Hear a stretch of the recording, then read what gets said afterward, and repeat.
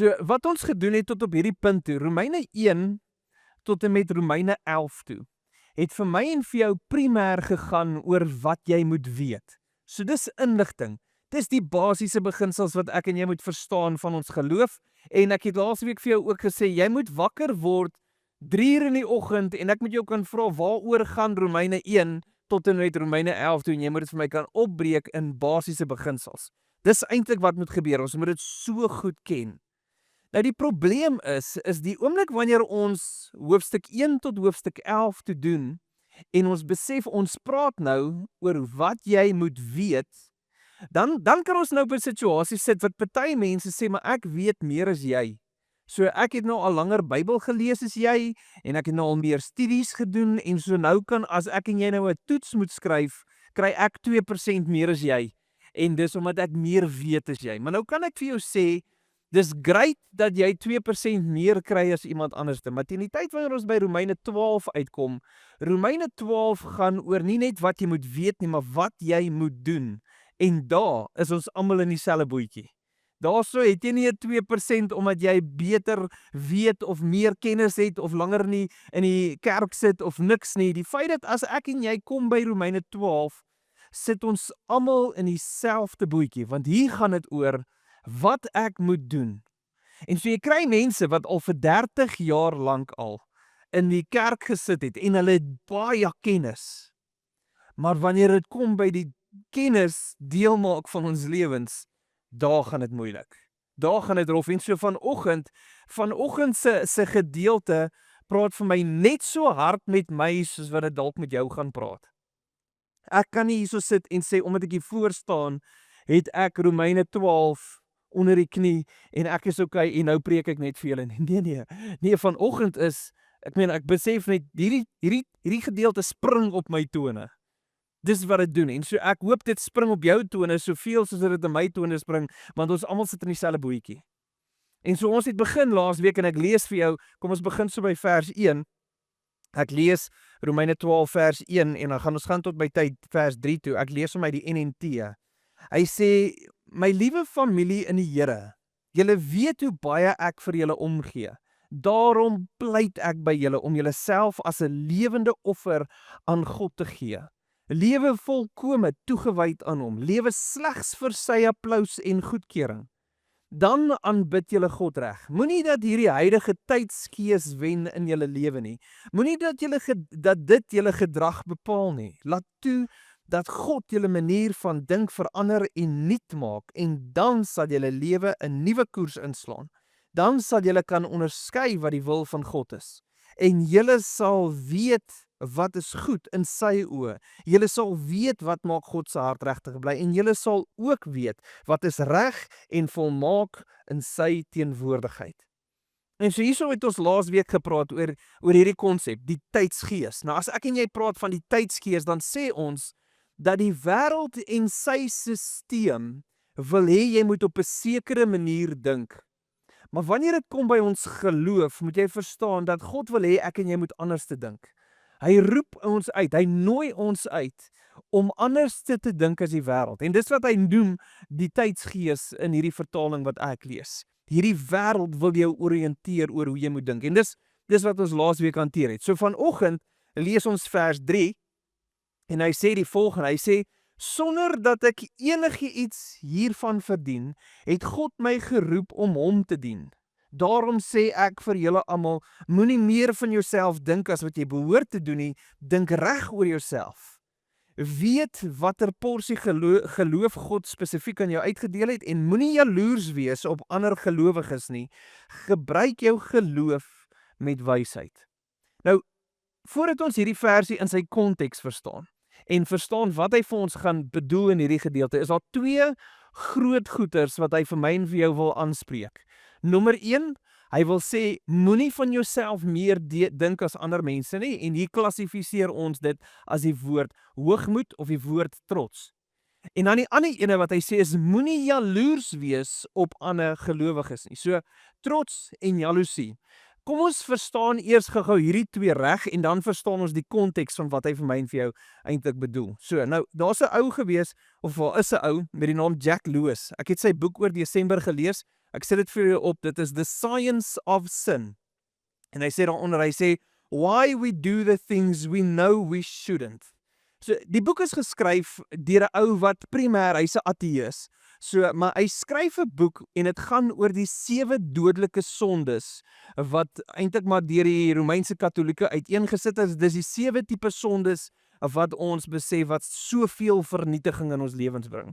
En so hierdie ou skryf basies uit 'n neurologiese en 'n sielkundige en 'n sosiologiese aspek uit. So basically wat hy sê is hy's 'n ou wat brein studeer. So hy kyk wat is die impak van hierdie sondes op jou brein. Hy vra die vraag wat is die effek op jou sielkunde, so jou emosies, jou gedrag, jou manier van dink. En dan sê hy maar wat se effek het hierdie sondes op ons omgewing, op mense om jou en hoe het hierdie goeie se effek gespeel in evolusie? Vanaf 1000 jaar terug toe tot nou toe, hoe het jy bly lewe op grond van hierdie 7 goeie? So dis 'n baie ingewikkelde boek. Ek's nie vreeslik ingewikkeld nie, ou doen dit nogals relatief goed. Ek dink is 'n goeie boek, maar jy verstaan dit binne in sy perke. Dis 'n ateïs wat skryf vanuit hierdie spesifieke areas uit. En een van die eerstes wat hy hanteer is hoogmoed of trots. En so hier kom hy en Jack Lewis skryf en hy sê vir ons basies die volgende manier hoe jy moet dink oor trots. Dus hy sê trots het 2 plekke waar hy homself sal uitbring. So 2 maniere hoe jy kan trots identifiseer. Jy kry 'n interne trots en dan kry jy eksterne trots. Nou die oomblik wanneer ek en jy praat oor 'n interne trots, dan sê hy dit soos volg. Hy sê vir jou basies, hy sê dat trots dit gee vir jou waarde oor wie hy is. So met ander woorde, hy sê iemand wat trots is binne in sy hart, besef dat jy kry, dis 'n goeie ding. En sê hy dat as jy trots is, besef jy wat is jou waarde. Wat beteken, as ek in 'n gesprek is saam met iemand anders, dan gaan ek nie net toelaat dat jy net my vloek en skel nie, want ek besef wat is my waarde. Ek gaan nie toelaat dat jy net my klap of my afknou of daai tipe goeders nie. Ek het genoeg trots in my lewe om te weet jy gaan my nie so hanteer nie. Daar is waarde. Ek besef wat is my waarde as jy trots het in jou lewe. Die volgende manier hoe hy sê is interne trots, wat is in 'n goeie kategorie val, is hy sê trots wat jy beleef nadat jy iets gedoen het. So met ander woorde, nou het ek 'n skildery gedoen, ek het 'n bouprojek gedoen of ek het 'n stelsel by die werk in plek gesit en jy het verskriklik hard daaraan gewerk en jy het verskriklik baie energie daarin gesit en aan die einde van hierdie projek staan jy terug en jy kyk daarna en jy sê, "Jesus, ek voel so trots op dit. Jesus, ek voel ek het regtig waar my beste gegee en ek voel hierdie was 'n goeie projek." Hy sê hierdie is 'n interne trots wat jy sal beleef. Dan die volgende ene is 'n trots in bevoegdheid. Nou 'n trots in bevoegdheid beteken dat jy is trots op wat jy kan doen. So met ander woorde, either is jy 'n goeie loodgieter of 'n elektriesien of 'n prokureur of 'n dokter of 'n wat ook al en jy vind trots in jou werk. So met ander woorde, ek doen nie net my werk net vir 'n salaris nie, nie net vir 'n kliënt nie. Ek doen dit want ek is trots daarop en daarom sit ek energie daarin. So binne in my beroep, binne in my bevoegdheid, ek sit energie in dit wat ek doen. En dan sê hy die laaste tipe manier van trots wat 'n interne trots is. Hy sê hierdie is 'n trots om standaarde te handhaaf. So met ander woorde, jy sien dit op besighede. 'n Besigheid wat baie goed doen in wat hulle doen, hulle sê, "Jesus, maar hierdie is ons standaard." En so as jy hou van ons standaard, beloof ons dat ons gaan hierdie standaard volhou. So met ander woorde, as jy supposed to be, kom ons sê by Panarottis eet. Of jy by Panarottis in die Kaap eet en of jy Panarottis hierso eet en of jy by Panarottis ernstig op 'n Nelspruit eet, is jy eintlik supposed om dieselfde kwaliteit te beleef. Want hierdie ouens sê dat ons standaard wat ons gaan neersit, ons is trots genoeg dat ons die standaard gaan handhaaf. So met ander woorde, dat as iemand kom en hy doen vir jou 'n job en sy werkers het ernstig 'n shortcut gevat. En jy sê vir die baas, hoorie, dis nie hoe dit werk nie. Dan sê hy vir jou sê, "Wow, dis nie hoe ek werk nie. Hierdie is nie my standaard nie, ek sal dit vir jou uitsorteer." So hy sê hierdie is die tipe maniere van trots wat binne in jou is.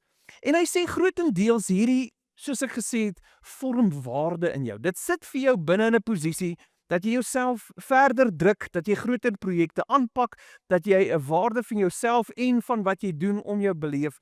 En so Jack Lewis kom op die stelling en hy sê hierdie is 'n goeie ding.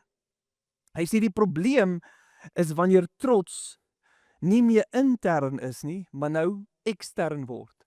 So wanneer jy nou begin praat oor hoe amazing jy is, en jy vertel nou vir almal hoe goeie elektriesien jy is, en jy gaan sê vir almal hoeveel kennis jy het en hoe belangrik jou standaarde is en ons standaarde is tog so amazing.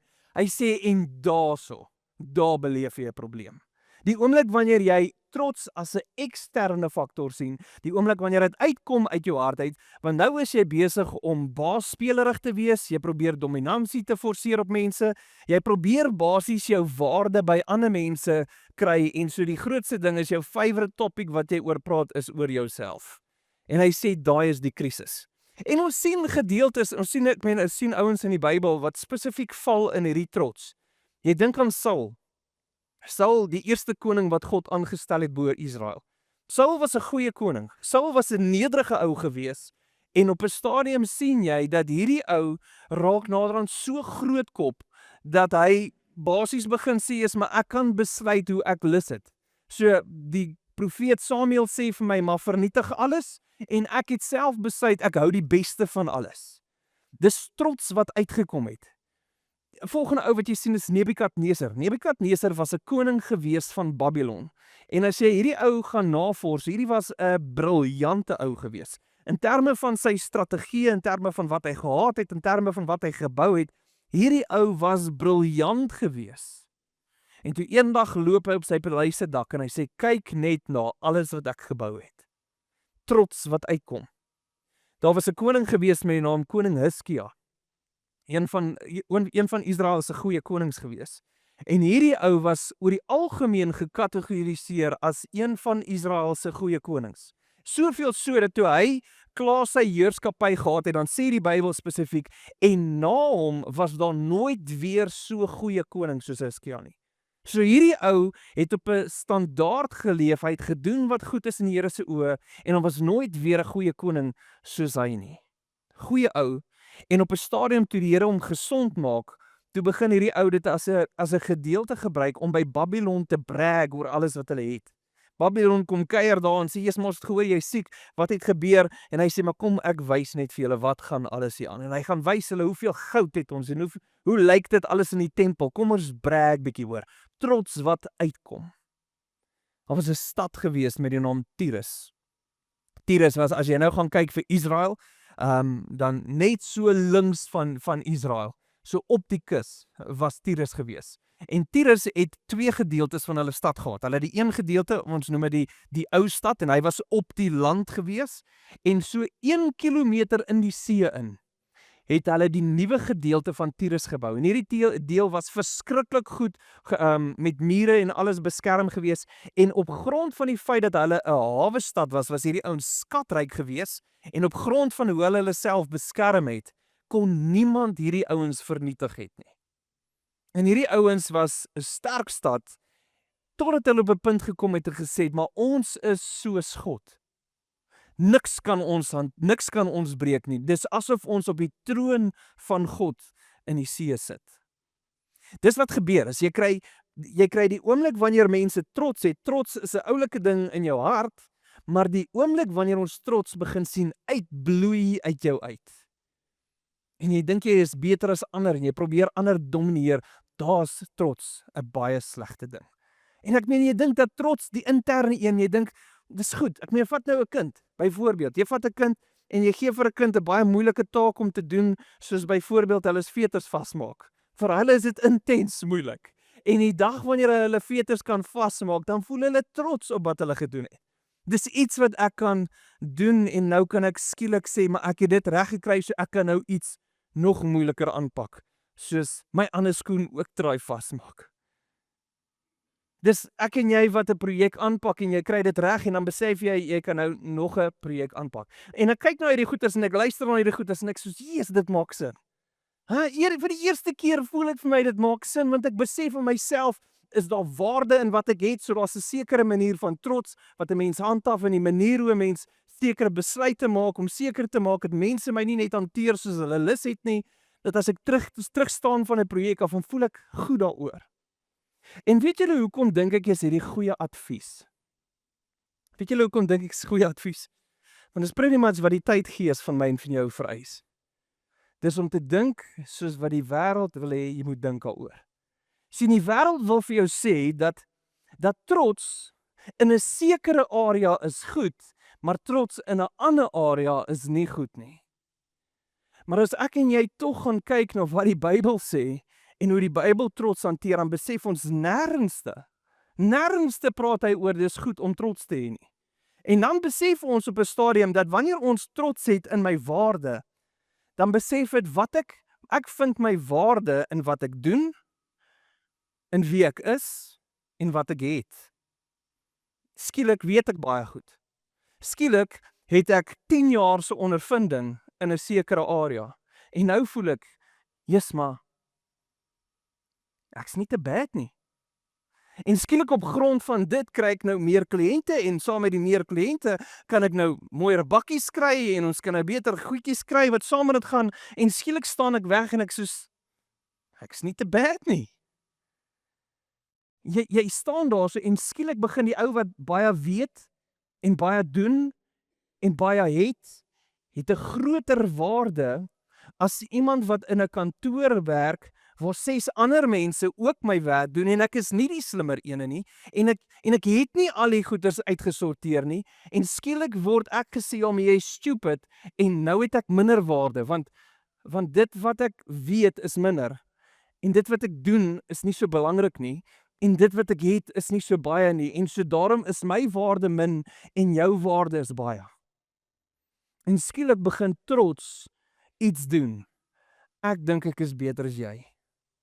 En die probleem is, ons sê dit is okay as dit intern is, maar julle moet onthou, toe Jesus die fariseërs vasstrap, dan sê hy vir die fariseërs, julle wit geverfde grafte. Weet julle wat het hy bedoel met wit geverfde grafte?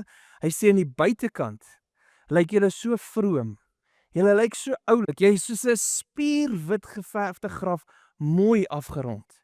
Maar in die binnekant is julle vol van doodsbeendere. Hy sê daar is dood wat in jou hart plaasvind. En hier is die ding van trots. Trots is sonde wat in jou hart begin. En so hier kom Paulus en hy begin vir ons met hierdie gedeelte en hy sê, moenie van jouself meer dink as wat jy suppose is om te doen nie. Moenie op 'n punt kom wat jy dink jy is beter nie, want daai wat in jou hart is, dis 'n krisis.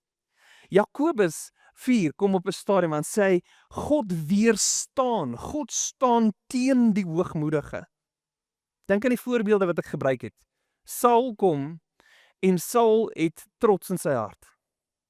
God sê vir hom, jy sal nie meer koning wees nie, ek gaan jou replace. Nebukadneser staan op die dak en hy sê, kyk wat het ek alles gedoen en die Here vat in 'n oomblik al sy geestesvermoëns weg. Hierdie ou kan nie meer 2 woorde langs mekaar sit nie. En vir 7 jaar lewe hierdie ou soos 'n wilde dier buitekant en eet gras. Jy kyk nou na 'n plek soos Tyrus. Plek wat homself verhoog en bo almal sê, "Jesus, maar ons is amazing." Vir 13 jaar lank, God maak eers profeseë teenoor Tyrus en sê Nebukadneser gaan kom vernietiging bring. Nebukadneser 13 jaar lank veg teen Tyrus. Vernietig die hele ou dorp. Maar daai nuwe dorp bly staande. Hierdie ouens staan hoogmoedig, hulle word uiteindelik 'n vassalstaat van Babylon. En toe kom Alexander van die Grieke, Alexander the Great. En hierdie ou wip homself in 'n krul vir Tyrus. Hy sloop daai ou dorp, hy vat alles wat gestaan het en hy maak vir hom 'n pad in die see in vir 'n kilometer lank. En hy gaan klop aan hulle se voordeur. Hy sê, julle dink julle is in die see, kom ons gaan haal julle. En hulle vernietig daai plek dat vandag dat Tyrus, as jy nou gaan kyk, is 'n plekkie waar vissermanne besig is om vis te vang. Net soos wat die profeseë vir jou sê in Jesegiel 26 tot 28 en Jesaja 23. God vernietig daai plek tot op die grond. Hizkia loop en hy sê, maar kom ons wys vir almal al hierdie oulike goeders wat ons het. En Jesaja kom na hom toe en hy sê, op grond van dit, gaan alles wat jy vir Babylon gewys het, weggedra word vir Babylon. Hy gee sy koninkryk oor vir sy seun Manasseh, wat geklassifiseer word as een van die slegste konings van Juda. En binne in 100 jaar kom Babylon en hulle vernietig alles. God weerstaan hoogmoed. So hier kom Paulus en hy praat van dat ek en jy moenie van jouself meer dink as ander nie. Want hier is die probleem, is ons kom partykeer en ons vat trots, en ek praat met myself. En ons vat trots en ons raak gemaklik met die interne goedjies, die trots op my werk, die trots op my standaarde, die trots op my waarde, en ons dink, hierdie is nie so bad nie, want dit maak niemand seer nie, ek sê van niemand dink ek is beter as hulle nie. Ons probeer regtig waar ons beste om nederig te wees. Maar jy moet verstaan dat niks wat jy het, en niks wat ek het, sou jy gehad het sonder God nie. Want in 'n oomblik kan al jou wysheid en al jou insig en alles wat jy het in 'n oomblik weggevat word van jou af. Dat daar in 'n oomblik kan God maak dat jy nie twee woorde langs mekaar sit nie. Wat gebeur dan met ons wysheid? Wat gebeur dan met ons insig? Ons loop weg en ons voel dat ons het iets bereik, of ek voel ek kan staan en ek kan sê, "Jesus, ek is trots op hierdie." En ek vra vir jou, wat sou gebeur het as God dit in 'n oomblik weggevat het? Wat het ons dan? En dan besef ons dat al wat ek kan doen, is in my hart 'n dankbaarheid hê teenoor die Here. Om te kan besef dat my waarde, my interne waarde, wie ek is, het geensins 'n fraksie meer as jou waarde nie. Maak nie saak of ek Sondag na Sondag hier voor staan en uit die Bybel uit vir mense leer nie, het my waarde vir my as mens niks meer as jou waarde nie. Dis wat gebeur, en skielik besef ek, daar is niks waaroor ek kan trots wees nie. As die Here vir my dit alles weggevat het, sou ek niks gehad het nie, en skielik besef ek, dat my primêre plek is om nederigheid te hê voor God, en wat Jesus gedoen het aan daai kruis. Want weet jy wat, jy kan baie weet, en jy kan baie hê, maar as jy nie Jesus aanvaar aan wat hy gedoen het nie, sit ons na ons wêreld se rykste mense, wat Jesus nie kies nie. En die dag as hulle laaste asem uitblaas, gaan al wees wat hulle oorbly, is ons geskiedenisboeke op aarde, wat hulle name onthou. Maar in die ewigheid, Here help hulle. Waaroor kan ons trots wees? Waaroor kan ons opgewonde wees? Waaroor kan ons sê, ek het iets gebou, ek het vir myself 'n empire gebou, en kyk net hoe amazing was ek. So dis die eerste ene wat hy vastrap. En dan die tweede, en dan sê hy, moenie jaloers wees nie. Nou jaloers is ook 'n interne gevoel. Dis ook 'n ding wat hier binne in jou hart gebeur. Nou moet jy jouself onthou, jaloesie is anderste as afgunstigheid. Afgunstigheid, die Engelse woord is envy teenoor jealousy. Envy is daar's iets in my hart wat ontsteld is as jy iets het wat ek graag wil hê. So ek kyk nou na jou en jy het 'n beter werk, of jy het 'n beter salaris, of jy het 'n beter kar, of jy het wat ook al wat jy het wat beter is as ek wil dit hê. Daai noem ons afguns, envy. Jaloesie is die vrees dat jy iets by my gaan vat wat ek reeds het. Dis die vrees dat jy iets by my gaan kom haal. Nou daar's 'n goeie jaloesie en dan is daar 'n slegte jaloesie. En hierdie is 'n regtig goeie jaloesie. So as jy gaan dink, daar's op 'n stadium in Eksodus 34, dan praat God en hy sê dat ek is 'n jaloerse God. En hy praat spesifiek van die Israeliete en hy sê vir hulle, maar ek sien dat julle is besig om te val in afgoderry. Ek sien dat julle is besig om julleself te vernietig. Hy sê, en ek is jaloers dat julle moet terugkom na my toe. Paulus kom op 'n stadium en dan praat hy oor die Korinte. So hy skryf 'n brief aan die Korinte en hy sê vir hulle spesifiek, hy sê, ek is jaloers oor julle, want ek het vir julle uitgegee as 'n bruid vir Jesus Christus. En daar is ander mense wat besig is om julle aandag af te trek weg van Jesus af. En so beide die gevalle, wanneer ons jaloesie in 'n goddelike vorm sien, is wanneer ons sien dat die hart is om mense met God te verenig. En so jaloesie speel uit in 'n waarskuwing. Dit spreek uit om te kan sê, "Jesus, maar ek wil nie hê nie." Hy begin met Romeine 12 en sê hy, "Ek pleit by julle." Jaloesie in sy goeie plek is om 'n verbond te heg. Hierdie verbond om te kan sê 'n man en 'n vrou, ek is 'n jaloers oor my vrou want ek wil hê sy moet by my wees. Ons het saamgekom. Dis nie 'n ek beheer haar nie, dis nie 'n ek forceer haar nie. Dit is 'n waarskuwing en dit is 'n beskerming. Daai is jaloesie op 'n goeie plek. Maar dan kry jy jaloesie in 'n negatiewe konteks. Dis jy werk by die werk en skielik stel hulle 'n nuwe ouetjie aan om min of meer dieselfde te doen as jy en skielik begin hierdie ouetjie perform en die baas luister en hy gesels en hy maak grappies met hierdie nuwe ou en skielik besef jy, hoorie, wat gaan aan? Wat die guns wat ek gehad het, skielik is nou nie meer daar nie en skielik begin ek wonder en so dan reageer ek gewoonlik uit jaloesie deur myself af te stomp, deur koud te word, deur nie 'n verhouding te kweek nie en te begin skinder. Om dan te begin stories versprei oor hierdie ou, want wat is die groot ding, is ek wil nie hê hy moet die guns vat wat ek gekry het nie.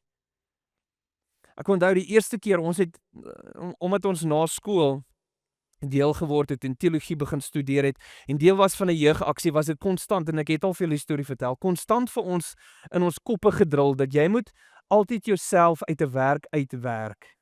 So jy vat iemand, en jy leer hulle jou werk, sodat hulle dit so goed soos dit jy kan doen, en dan beweeg jy aan en jy gaan doen 'n ander werk. En as jy daai werk goed doen, en dan vat jy die volgende ou en jy leer om hierdie werk, en dis wat die konsep van disippelskap is jy vat ander mense en jy train hulle. En toe ek in die besigheidswêreld ingaan en ek gaan werk vir 'n baas, en hulle sê, okay, maar kom ons sit 'n ander ou onder jou, toe doen ek dit.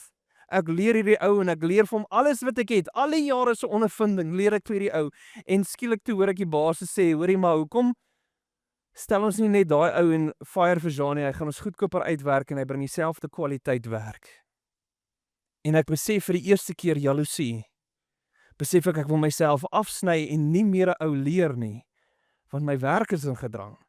Want skielik die guns en die salaris en dit wat ek gehad het, skielik nou besef ek hier's 'n krisis. Dis jaloesie. Dis die feit dat jy 'n besigheid het en daar's 3 strate verder maak iemand oop dieselfde besigheid en hy het 'n goedkoper prys en skielik hardloop jou kliënte soontoe en jaloesie begin opkom in ons harte en ons begin lelik raak. En skielik begin ons sleg praat van mense en hierdie kan so ver gaan dat ouens ander mense saboteer en selfs gewelddadig raak. Jaloesie is ook 'n ding wat begin in jou hart en op die einde van die dag kan soos 'n veldbrand versprei. En so hierso kom hy en hy spreek 2 goeters aan. Hy spreek aan jaloesie en hy spreek aan trots. En nou lees ons hom binne in sy konteks. En so hierso sê hy, sonder dat ek enigiets hiervan verdien, het God my geroep om hom te dien. So hier kom hy eers en hy maak die eerste stelling. En hang af hoe jou vertaling dit lees, sê hy eintlik, hy sê ek is hier op grond van die genade van die Here. Paulus skryf Romeine 12 en hy sê ek skryf op grond van die genade van die Here. Niks wat ek verdien het nie. Niks maak my hierdie brief skryf uit myself uit nie. Jy lees Paulus se ander briewe en sê daar's 'n klomp goeders wat die wêreld sal sien as statusgoeders. Hy sê ek het al hierdie goeders afgeskryf want ek besef voor God beteken niks van hierdie goeders enigiets nie. So hy sê, ek skryf vir julle spesifiek en ek weet dis net die Here se genade. Hy sê, daarom sê ek vir julle almal, moenie meer van jouself dink as wat jy behoort te doen nie. Dink reg oor jouself. Dan sê hy, weet wat 'n porsie geloof God spesifiek aan jou uitgedeel het. Nou, wanneer ons nou weer terugkom na hierdie gedeelte toe vanaf Romeine 4, hanteer ons die geestelike gawes van God. So wat God vir jou gegee het. Om dan te kan besef dat ek kan nie enigsins toelaat vir jaloesie nie, want dit wat jy het God vir jou gegee. En dit wat ek het God vir my gegee. En so wanneer ek jaloers is op jou, is ek nie eintlik jaloers op jou nie, maar ek is jaloers op dit wat God vir jou gegee het. En so hy sê, besef net dat die porsie wat mense het, is wat God besluit het hulle moet hê. En dan sê hy, moenie jaloers wees op ander gelowiges nie, gebruik jou geloof met wysheid. En dan vanaf vers 4 gaan hy vir jou sê, maar hoe jy jou geloof met wysheid hanteer. En so hier kom Paulus en hy oriënteer ons in Romeine 12. En hy trap op ons almal se tone en hy sê vir jou nommer 1, wat ons laasweek hanteer het, moenie leef vir die applous van mense nie. Moenie leef volgens hierdie tydsgees nie.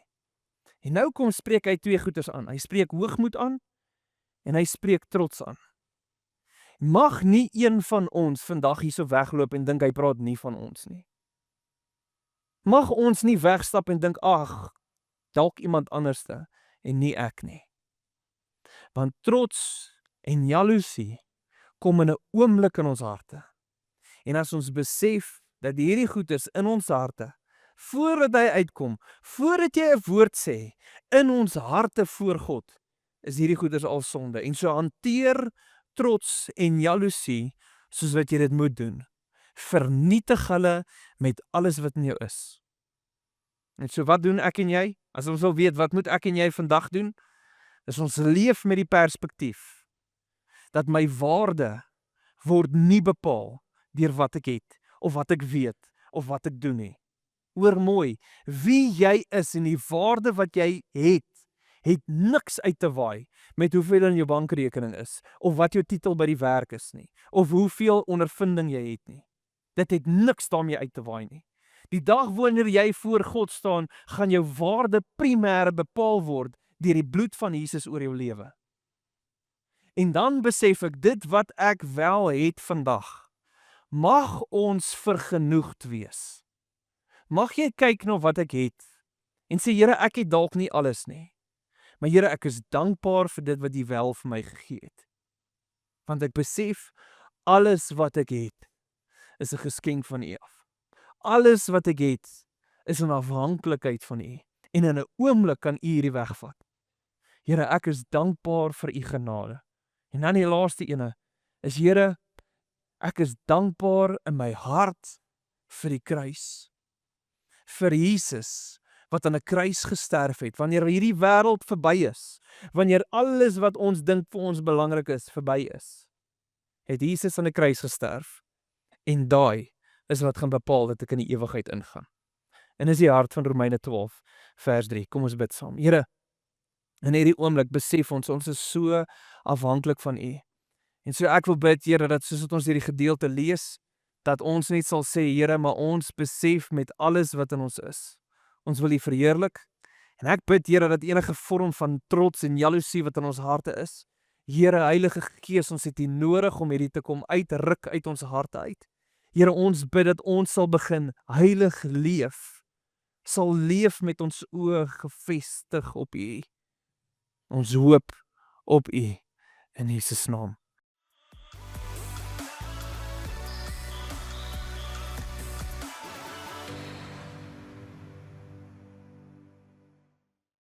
Amen.